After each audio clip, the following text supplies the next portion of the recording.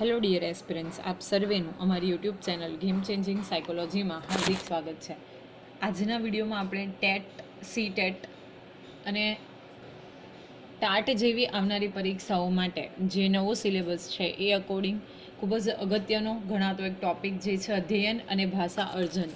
અર્જન કરવું એટલે કે પ્રાપ્ત કરવું. એક્વિઝિશન એને સમપ્રાપ્તિ તરીકે પણ ઓળખવામાં આવે છે.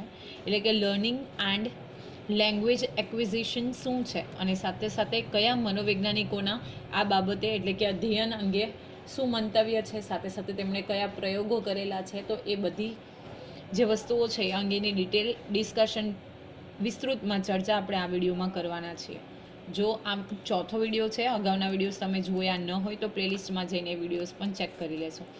હવે જે ભાષાનું અધ્યયન કરવું એટલે કે પહેલાં તો શીખવું અને સાથે સાથે આપણે ભાષાનું અર્જન કેવી રીતે કરી શકીએ, એક્વિઝિશન કેવી રીતે કરી શકીએ, તો એ અંગેના જે કેટલાક અગત્યના મુદ્દાઓ છે એ અંગેની ચર્ચા કરીશું. સાથે સાથે અલગ અલગ જે મનોવૈજ્ઞાનિકો છે એમના મત વિશે પણ આ બાબતે આપણે અભ્યાસ કરીશું.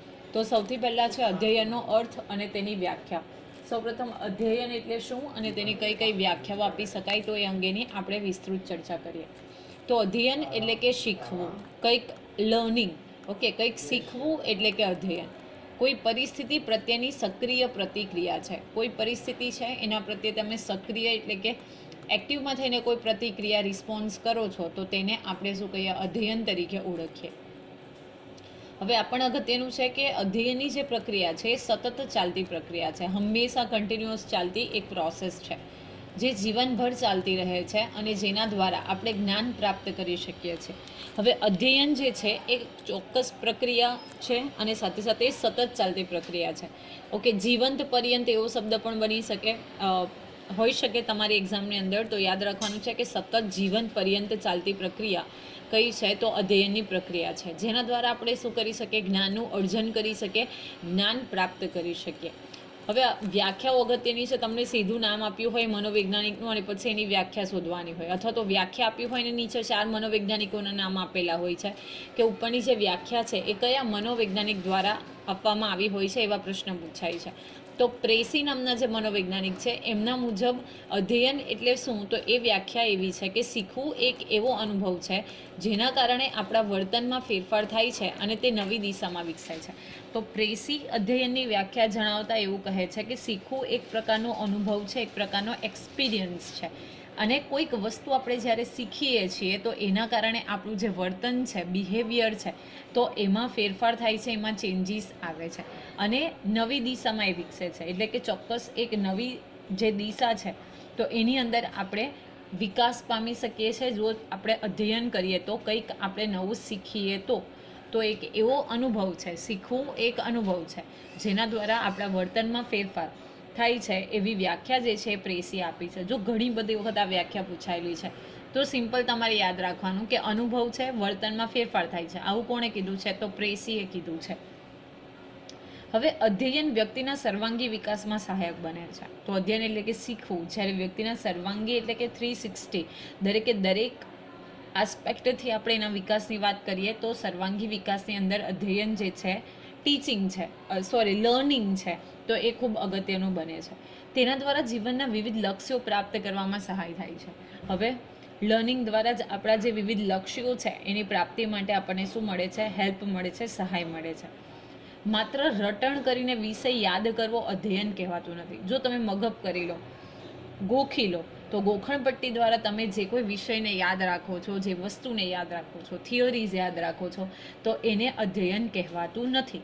તો શું, તો જો વિદ્યાર્થી પોતાના જ્ઞાનના આધાર પર, જેની પાસે પૂર્વ જ્ઞાન છે, જેની પાસે જ્ઞાન છે, જેણે અર્જિત કર્યું છે, એને આધારે પરિવર્તન લાવી શકે, નવું સર્જન કરી શકે અથવા જ્ઞાનનો વ્યવહારિક ઉપયોગ કરી શકે, ત્યારે જ તે ક્રિયાને અધ્યયન કહેવાય છે. તો આ ખૂબ અગત્યનું છે.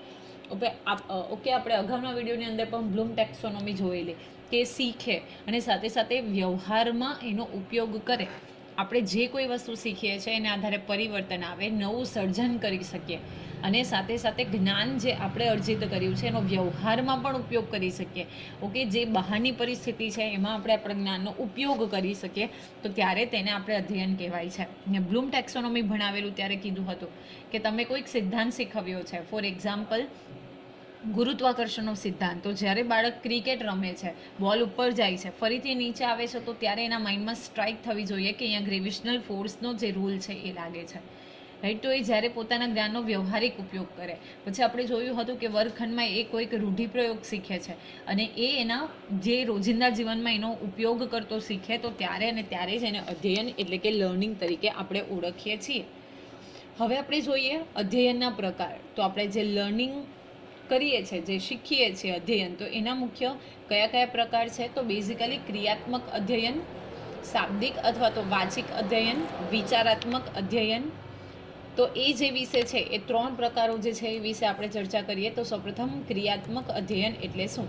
તો ક્રિયા દ્વારા અધ્યયન કરવામાં આવે. જો આપણે જોઈએ કે આ પ્રકારના અધ્યયનમાં શીખવાની પ્રક્રિયામાં ક્રિયાઓના સ્વરૂપ અને તેમની ગતિ પર ધ્યાન આપવામાં આવે છે. પ્રારંભિક બાલ્યાવસ્થામાં બાળક અનેક પ્રકારના ગતિશીલ કૌશલ્ય શીખે છે. જો સૌથી પહેલાં તો જે ક્રિયાઓ છે એટલે કે શીખવાની પ્રક્રિયાની અંદર ક્રિયાઓનું જે સ્વરૂપ છે એ અને એની જે ગતિ છે એની ઉપર ધ્યાન રાખવામાં આવે છે. દાખલા તરીકે બાળક કોઈ વસ્તુ સુધી પહોંચવાનો પ્રયત્ન કરે છે, તેને ઓળખવાનો કે સમજવાનો પ્રયત્ન કરે, સહારા વિના ઊભા રહેવાનો કે ચાલવાનો પ્રયત્ન કરે. આ બધું ક્રિયાત્મક અધ્યયનના ઉદાહરણ છે. કોઈક વસ્તુ જે છે, માની લે કે બાળક નાનું છે, દૂર કોઈક વસ્તુ ડોલ પડેલી છે યા બોલ પડેલો છે, તો સૌપ્રથમ તો એને ઓળખશે, પછી સમજશે, રાઈટ. પછી સહારા વિના જ્યારે ઊભું થાય, ચાલે, તો આ બધા જ છે ક્રિયાત્મક, એટલે કે ક્રિયા દ્વારા જ્યારે કંઈક વસ્તુ શીખે છે તો એને આપણે શું કહીએ? ક્રિયાત્મક અધ્યયન તરીકે ઓળખવામાં આવે છે. જો જનરલી આજે લર્નિંગ વેલ ડુઈંગ એટલે કે શીખતા શીખતા ભણવું એવો કોન્સેપ્ટ ચાલે છે, રાઈટ. તો એમાં પણ બાળક કોઈ ક્રિયા કરે અને એના આધારે શીખે, તો ત્યાં પણ એ ક્રિયાત્મક અધ્યયનનો જ પ્રકાર બને. નેક્સ્ટ છે શાબ્દિક અથવા તો વાચિક અધ્યયન. તો આ અધ્યયનમાં ચિહ્નો, ચિત્રો, શબ્દો, અંકો વગેરેના માધ્યમથી શીખવવામાં આવે છે.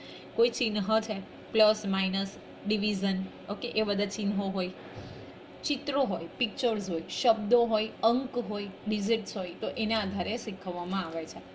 આમાં અર્થસભર અને નિરર્થક બંને પ્રકારની સામગ્રીનો ઉપયોગ થાય છે.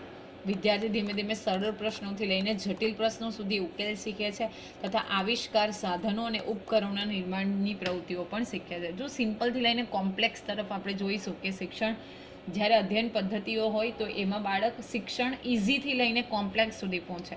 તમે જોયું હશે કે જે પ્રમાણે સરકારી જે બુક્સ હોય એટલે કે જે પાઠ્યપુસ્તક હોય એને પણ એ જ પ્રમાણે ડિઝાઇન કરવામાં આવે, સ્ટેન્ડર્ડ વાઇઝ જે લેવલ છે ઇન્ક્રીઝ કરવામાં આવે. તો સૌપ્રથમ તો પહેલાં એને લાઇન્સ હોય એ લાઇનને ગૂંથતા શીખવાડવામાં આવે જેથી કરીને એના હાથ જે છે અમુક ચોક્કસ દિશામાં વળે. પછી એને એકડા શીખવાડવામાં આવે, પછી કક્કા શીખવાડવામાં આવે, પછી શબ્દ, પછી એને વાક્ય શીખવામાં આવે, પછી પેરેગ્રાફ શીખવામાં આવે. તો ચોક્કસ પ્રકાર શું કરવામાં આવે કે સરળથી લઈને એને જટિલ પ્રશ્ન સુધી એને પહોંચાડવામાં આવે. સાથે સાથે કોઈક નવી શોધ કરે, સાધનો હોય, ઉપકરણો જે ટૂલ્સ છે, તો એનો પણ ઉપયોગ કરવો અને એનું નિર્માણ કરવા જેવી પ્રવૃત્તિઓ પણ અહીંયા બાળક જે છે એ શીખે છે. પછી છે વિચારાત્મક અધ્યયન એટલે કે થિંકિંગ દ્વારા જે અધ્યયન કરે. તો અધ્યયનમાં વ્યક્તિ સમાજના દૈનિક અનુભવોથી જોઈને, સાંભળીને અથવા વિચાર કરીને શીખે છે. જેનો ડે ટુ ડે એક્સપિરિયન્સ છે તો એમાંથી જુએ છે આજુબાજુમાંથી પરિસ્થિતિને, કોઈક વસ્તુને સાંભળે છે અને એનો વિચાર કરે છે અને એને આધારે એ શીખે, તો એને આપણે વિચારાત્મક અધ્યયન તરીકે ઓળખીએ. આમાં વ્યક્તિ પોતાની શારીરિક ક્ષમતા કરતાં વધુ બૌદ્ધિક એટલે કે માનસિક ક્ષમતાનો ઉપયોગ કરે છે. જુએ છે, એને સાંભળે છે, એની ઉપર વિચાર કરે છે, તો કે શું સારું છે, નરસું છે, અંગે પોતે એનાલિસિસ કરે છે. એટલે શારીરિક ક્ષમતાનો એટલો બધો ઉપયોગ નથી થતો, પણ જે બૌદ્ધિક ક્ષમતા છે, માનસિક ક્ષમતા છે, એનો વધારે ઉપયોગ અહીંયા થાય છે. તો અધ્યયનના બેઝિકલી તમારે 3 પ્રકાર જે છે યાદ રાખવાના છે. ક્રિયાત્મક અધ્યયન, શાબ્દિક અથવા તો વાચિક એટલે કે વાંચીને અથવા તો શબ્દ દ્વારા શીખે અને વિચારો દ્વારા અધ્યયન કરે. હવે આપણે જોઈએ ભાષા અધ્યયન અને ભાષાનું અર્જન.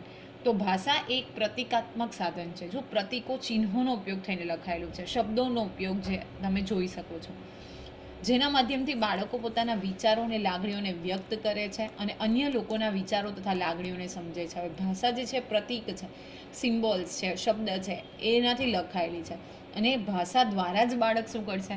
પોતાની લેંગ્વેજ છે જે શીખેલું છે એના દ્વારા એ પોતાની વિચારો અને લાગણીઓને વ્યક્ત કરે. બાળક જ્યારે નાનું હોય ત્યારે એની લેંગ્વેજ અલગ હોય, એટલે કે એની લેંગ્વેજમાં વાતો કરતું હોય, બબડતું હોય. ત્યાર પછી ધીમે ધીમે એનો વિકાસ થાય, ભાષા શીખે અને એના આધારે પોતાના જે વિચારો છે, લાગણીઓ છે એને વ્યક્ત કરે, અને સાથે સાથે જે અન્ય લોકોએ ભાષા થકી જે વસ્તુ રજૂઆત કરી છે તો એ લોકોના વિચારો છે, લાગણીઓ છે, ઇમોશન્સ છે, ફિલિંગ્સ છે, એ બધી વસ્તુઓને પણ સમજે છે.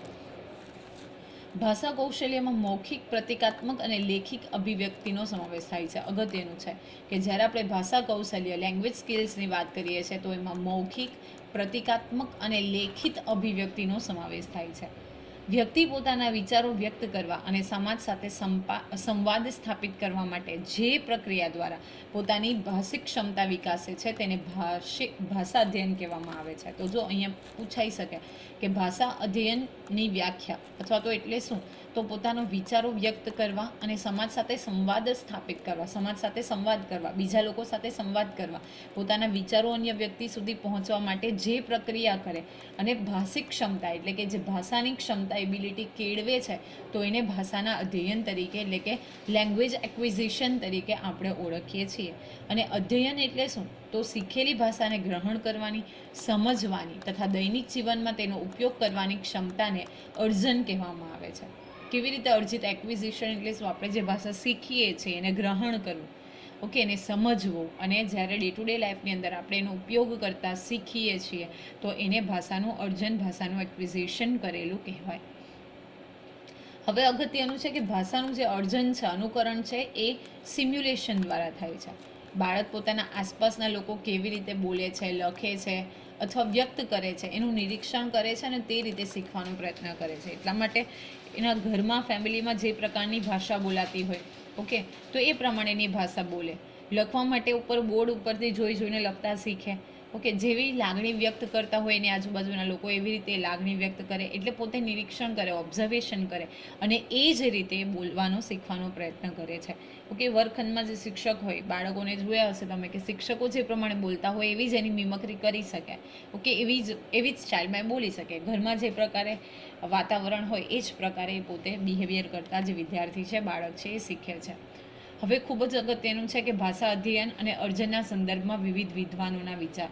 તો અલગ અલગ જે સાયકોલોજિસ્ટ છે એમણે કેવા વિચારો આપ્યા છે તો એ અંગે આપણે ડિટેલમાં ચર્ચા કરીએ.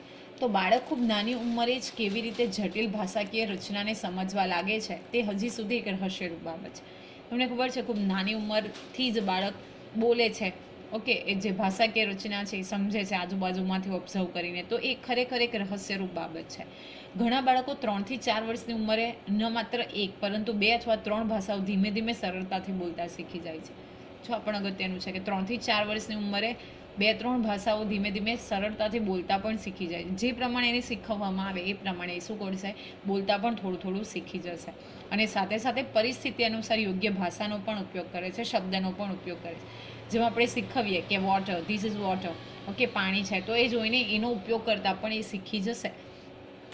હવે અગત્યનું છે કે ભાષા અધ્યયનના સંદર્ભમાં જે વ્યવહારવાદી મનોચિકિત્સકો છે જેને આપણે બિહેવિયરિસ્ટ તરીકે ઓળખીએ, ઓકે, વ્યવહારનો અભ્યાસ કરીને જે શીખે, ઓકે, તો જે મનોવૈજ્ઞાનિકોએ જે વિદ્યાર્થીઓ છે, બાળકો છે, એનો વર્તનનો, વ્યવહારનો ઉપયોગ, એનું ઓબ્ઝર્વેશન કર્યું છે તો એને વ્યવહારવાદી મનોચિકિત્સકો એટલે કે બિહેવિયરિસ્ટ તરીકે ઓળખવામાં આવે છે.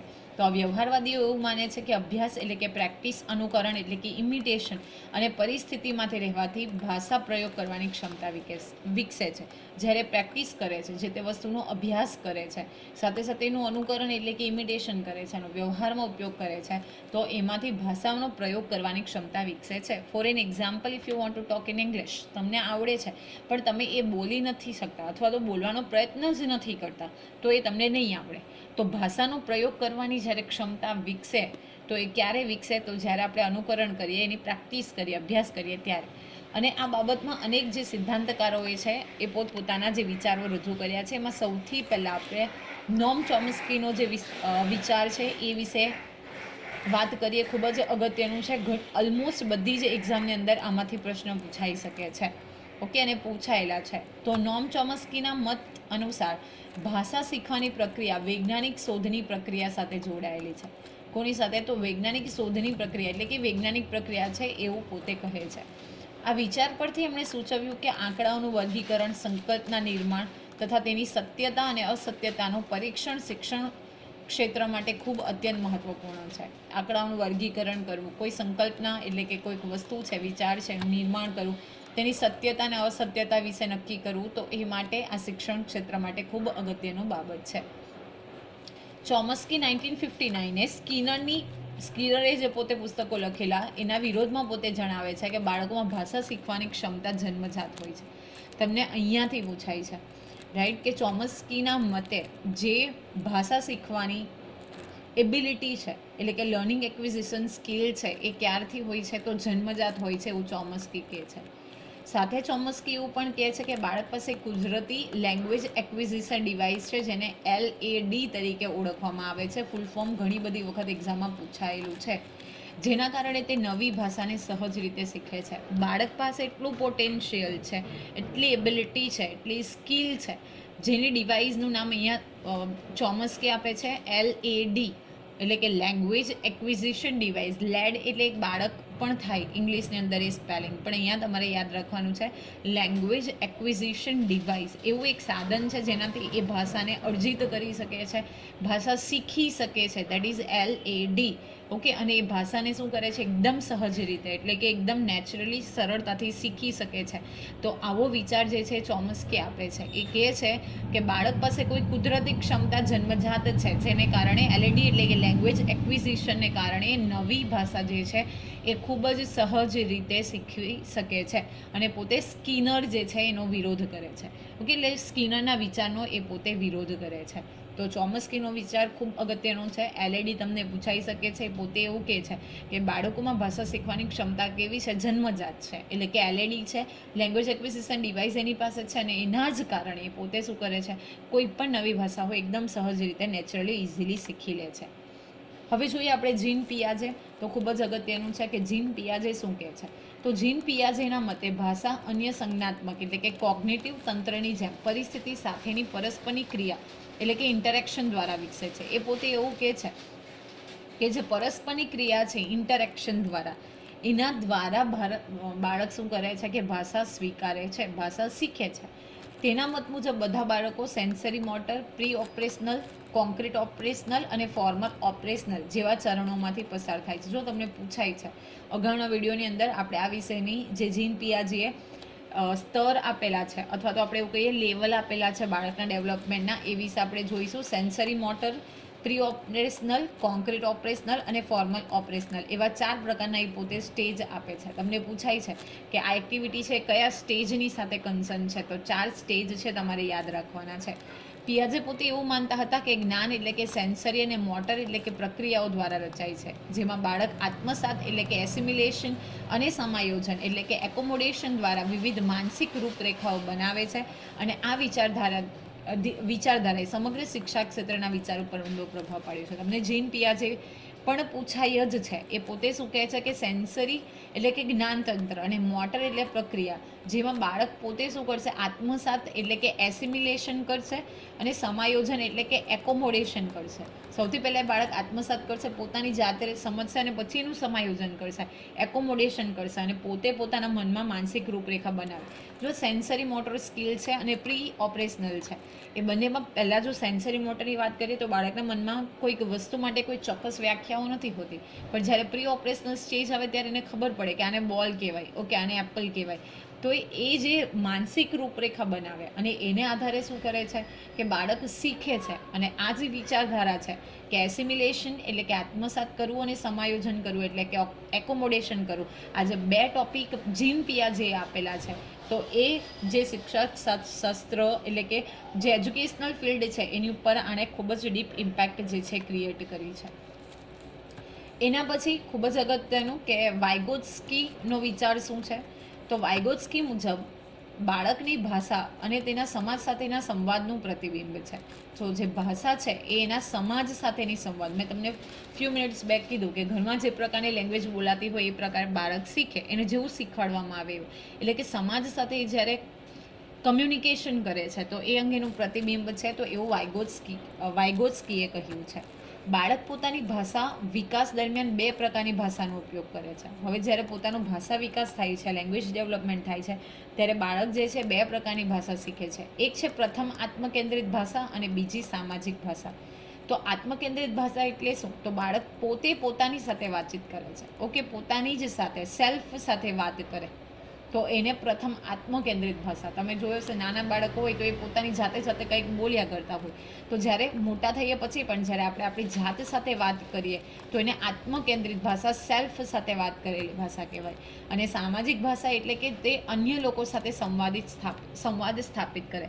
જ્યારે બીજા લોકો સાથે, આજુબાજુના લોકો સાથે જ્યારે વાતચીત કરશે, સંવાદ સ્થાપિત કરશે, કમ્યુનિકેશન કરશે, તો એને આપણે સોશિયલ લેંગ્વેજ, સામાજિક ભાષા તરીકે ઓળખીએ છીએ. વાઇગોત્સ્કી પોતે એવું માનતા હતા કે ભાષા અને વિચાર વચ્ચે ગાઢ સંબંધ છે. જો ભાષા અને વિચાર એ બંને વચ્ચે ખૂબ જ ગાઢ સંબંધ છે અને ભાષા બાળકના વિચાર વિકાસનું મુખ્ય સાધન છે. તો તમને અહીંયા વાઇગોત્સ્કીનું પૂછાઈ શકે કે ભાષા એટલે બાળકના વિચાર વિકાસનું મુખ્ય સાધન કયું છે? વાઇગોત્સ્કીના મતે તો એ ભાષા છે, લેંગ્વેજ છે. ઓકે, તો વિચાર અને ભાષા વચ્ચે શું છે? ખૂબ જ ગાઢ સંબંધ છે એવું વાઇગોત્સ્કી પોતે માને છે. ખૂબ જ અગત્યનું નેક્સ્ટ છે ઇવાન પેટ્રોવિચ પાવલોવ. એનો શાસ્ત્રીય અનુબંધનનો સિદ્ધાંત. તમને બધાને ખબર હશે કે પોતાએ જે પાવલોવ છે એણે કૂતરા ઉપર જે છે એ પ્રયોગ કરેલો હતો. તો ઇવાન પાવલોવ એટલે કે ઇવાન પેટ્રોવિચ પાવલોવ જે છે એ અધ્યયનની પ્રક્રિયા સમજાવવા માટે શાસ્ત્રીય અનુબંધન એટલે કે ક્લાસિકલ કન્ડિશનિંગનો સિદ્ધાંત રજૂ કરે છે.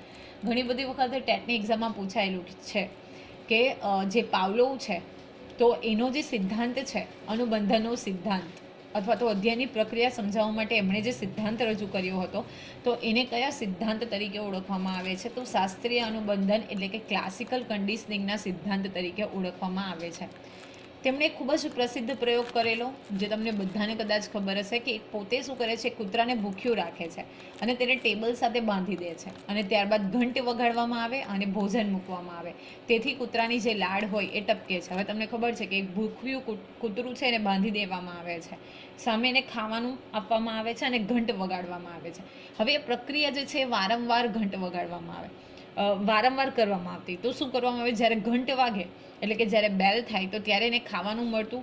તો એ ધીમે ધીમે શું કરી જાય છે કે એનામાં એવી જે પોઝિશન છે, એવી કન્ડિશન છે, એનામાં સ્ટિમ્યુલસ, ઉદ્દીપન સ્થાપિત થઈ જાય છે કે જ્યારે બેલ વગાડવામાં આવે છે તો ત્યારે એને પોતાને ખાવાનું મળશે. હવે જ્યારે વારંવાર પ્રયોગ કરે છે પણ ઘણી વખત એ પછીથી પોતે એવું કરે છે કે બેલ વગાડે છે પણ ખાવાનું નથી આપતા, છતાં પણ જે કૂતરો છે એના મોંમાંથી લાળ, સલાઈવા જે છે એ જનરેટ થાય છે. તો અહીંયા લખેલું છે આ પ્રક્રિયા વારંવાર કરવામાં આવી. પછી એક વખત ફક્ત ઘંટ વગાડવામાં આવ્યો પરંતુ ભોજન મૂકવામાં આવ્યું નહીં, છતાં કૂતરાના મોંમાં સમાન પ્રમાણમાં લાળ ટપકતી રહી. ઓકે, આ પ્રયોગ આપણે ડિટેલમાં ચર્ચા કરેલો છે, તમે પ્લેલિસ્ટમાં જઈને એ વિડીયોઝ જોઈ શકો છો. આ પ્રયોગ દ્વારા ઇવાન પાવલોવે એવું સાબિત કરે છે કે માનવ કે પ્રાણી સ્વાભાવિક પ્રતિક્રિયા એટલે કે કુદરતી ઉદ્દીપન પર આધાર રાખે છે. તેવી જ રીતે પ્રતિક્રિયા એટલે કે કૃત્રિમ ઉદ્દીપન જે છે આર્ટિફિશિયલ સ્ટિમ્યુલસ દ્વારા પણ અનુબંધન એટલે કે કન્ડિશન કરી શકે છે. જો પહેલાં હતું કે સ્વાભાવિક એટલે કે કુદરતી, કે જ્યારે બેલ વગાડવામાં આવે ત્યારે એને ભોજન મળશે, પણ સાથે સાથે જ્યારે એણે એવું જોયું કે માય મિસ્ટેક, અહીંયા કુદરતી ઉદ્દીપન એટલે કે જ્યારે ફૂડ જોઈએ છે, ખાવાનું જોઈએ છે, ત્યારે તો લાડ આવે જ છે. સાથે સાથે કૃત્રિમ ઉદ્દીપન એટલે કે પોતે શું કરે છે કે ઘંટડી વગાડે છે, બેલ વગાડે છે અને ત્યારે પણ લાડ જનરેટ થાય છે. તો ઘણી વખત એવું બને કે જે પ્રતિક્રિયા થાય એમાં નેચરલ સ્ટિમ્યુલસ અને આર્ટિફિશિયલ સ્ટિમ્યુલસ બંને દ્વારા આપણે શું કરી શકીએ છીએ? અનુબંધન સ્થાપિત કરી શકીએ છીએ, એટલે કે કન્ડિશન જે છે એ સ્થાપિત કરી શકીએ છીએ.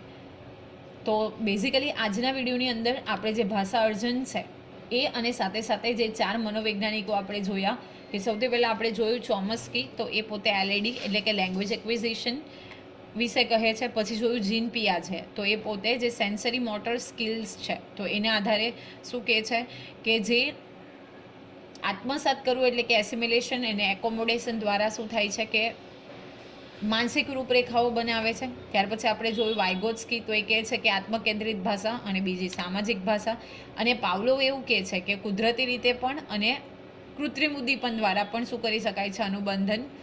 અનુબંધિત સ્થાપિત કરી શકાય છે, એટલે કે જે કન્ડિશન છે એ કરી શકાય છે. જો વિદ્યાર્થીઓ માટે પણ કંઈક આવું છે, તમને વિદ્યાર્થીઓના એટલે કે શિક્ષણના સંદર્ભમાં પૂછાય કે જ્યારે તમે કોઈક એકને એક વસ્તુનું જ્યારે પુનરાવર્તન કરાવો છો તો ત્યારે શું કરશે? બાળક શીખી લે છે. ઘણી વખત તમે જોયું હશે કે તમે કોઈક શબ્દ બોલતા હોય ત્યારે બાળકને એવું કહેવામાં આવે કે તમારે આ વસ્તુ રિપીટ કરવાની અથવા કોઈ એક્શન કરવાની છે, અને તમે કન્ટિન્યુઅસ 6, 7, 10 વખત એ શબ્દ બોલો છો તો બાળક યુઝ ટુ થઈ જાય છે, પોતે કન્ડિશન્ડમાં આવી જાય છે. અને પછી જ્યારે તમે કંઈક અલગ વસ્તુ બોલો છો તો પણ બાળક શું કરે છે, એ જ રિએક્ટ કરે છે. તમને ખબર હશે ઘણા બાળકોને તમે એવું કહો કે ભાઈ 1, 2, 3 કાઉન્ટ કરું, હું 1 બોલું ત્યારે આવું કરવાનું, 2 બોલું ત્યારે આવું કરવાનું, તો તમે કન્ટિન્યુઅસલી એક્શન કરાવો છો અને પછી કોઈ અલગ જ ડિઝિટ બોલી લો છો તો એ બાળક જે છે એ ઓલરેડી જેની સાથે એણે શું કરેલું છે, સ્ટિમ્યુલસ કરેલું છે, એવી જ એક્ટિવિટી જે છે એ કરે છે. તો આશા રાખું છું કે આજના વિડીયોમાં તમને સમજ પડી હશે. જો વિડીયો પસંદ પડે તો વિડીયોને લાઇક કરી અને શેર કરવાનું ભૂલશો નહીં. અને આવા જ વધુ વિડીયોની અપડેટ્સ મેળવવા માટે even you can subscribe our YouTube channel game changing psychology. Thank you for watching the video. Have a nice day.